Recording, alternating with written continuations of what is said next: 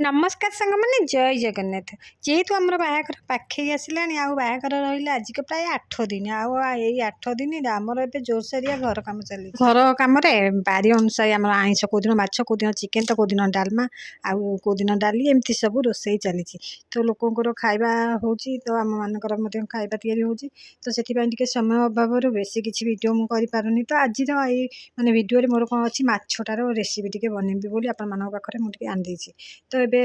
ମାନେ ମାଛଟା ତ ମୁଁ କଞ୍ଚାରୁ କିଛି ଭିଡ଼ିଓ ବନେଇ ପାରିନଥିଲି ତ ଏବେ ମୁଁ ମାଛଟା ଭାଜି ସାରିଲିଣି ତ ଆପଣମାନଙ୍କୁ ଏବେ ଭିଡ଼ିଓଟା ମୁଁ ବନେଇକି ଦେଉଛି ଆଉ ମାଛଟା କେମିତି ରୋଷେଇ କରୁଛି ଦେଖନ୍ତୁ। ପ୍ରଥମେ ମାଛଟାକୁ ମୁଁ ଭାଜିକି ରଖିଦେଇଛି ତା ସାଙ୍ଗରେ ଆଳୁ 3-4ଟା ମୁଁ ଭାଜିକି ରଖିଦେଇଛି ତାପରେ ଏବେ ତେଲ ପକାଇ ନେଇଛି କଡ଼େଇରେ ଆଉ ତା ସହିତ ଜିରା ଲଙ୍କା ଫୁଟଣ ଫୁଟେଇ ଦେଇକି ତା ଭିତରେ ମୁଁ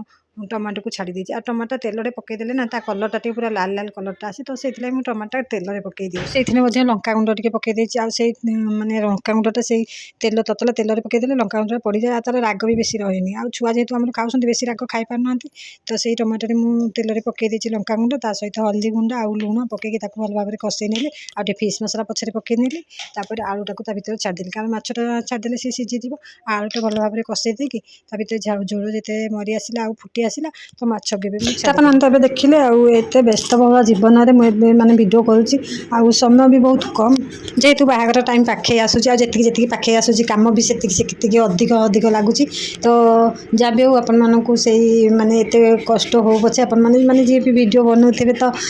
ଏଡ଼ିଟିଂ କରୁଥିବେ ତ ଅପଲୋଡ଼ କରୁଥିବେ ତ ଆପଣମାନେ ନିଶ୍ଚିନ୍ତ ଜାଣିପାରୁଥିବେ ଆଉ ଭିଡ଼ିଓ ବନେଇବା କେତେ କଷ୍ଟ ତ ତାକୁ ଏଡ଼ିଟିଂ କରିବା ବି କେତେ କଷ୍ଟ ତ ଆପଣମାନଙ୍କୁ ଅପଲୋଡ଼ କରିକି ଆପଣମାନଙ୍କ ପାଖକୁ ଆଣିଦେବା ତ ବହୁତ କଷ୍ଟ ତ ଆପଣମାନେ ଯଦି ମୋ କଷ୍ଟକୁ ବୁଝିପାରୁଥିବେ ତ ଆପଣମାନେ ମୋତେ ଟିକେ ସପୋର୍ଟ କରିବେ ତ ମୋ ଚ୍ୟାନେଲକୁ ଯଦି ଆପଣମାନେ ଏପର୍ଯ୍ୟନ୍ତ ସବସ୍କ୍ରାଇବ୍ କରିନାହାନ୍ତି ତାହେଲେ ଗୋଟେ ସବସ୍କ୍ରାଇବ୍ କରିଦେବେ ଆପଣମାନଙ୍କ ଭଲ ପାଇବା ହିଁ ମୋ ପାଇଁ ଆଶୀର୍ବାଦ ଆଉ ତ ଆଜିର ଏଇ ମିନି ବ୍ଲଗ୍ ଖୁବ୍ କମ୍ ସମୟ ଭିତରେ ମୁଁ ଏଡ଼ିଟିଂ କରିଛି ତ କେମିତି କ'ଣ ହେଇଛି ଆପଣମାନେ ଦେଖିଲେ ହିଁ ଜାଣିପାରିବେ ତ କେଉଁଠି ଭୁଲ ଥିଲେ ତ ଦୋଷ ତ୍ରୁଟି ଧରିବେ ନାହିଁ